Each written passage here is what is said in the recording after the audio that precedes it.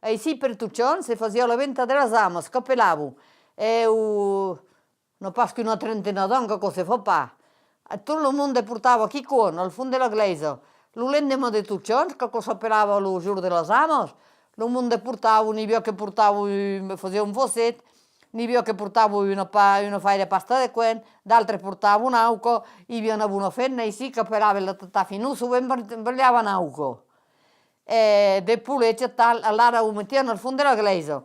Alla fine della messa, lo curato, un altro uomo, morti che pelavano, e allora li faceva passare, e allora era sulla porta della chiesa e diceva tal, il pulo di Fran, mettendo, un altro diceva 12 Fran, un altro diceva 15, e poi quando diceva parere, quello era il tipo che aveva detto, lo dormia preso.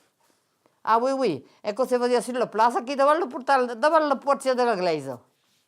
E poi diceva 2 messe per settimana per le armi. Lo giovedì e lo... Ah, sei pa cantare altri giorni, lo vendremo lei.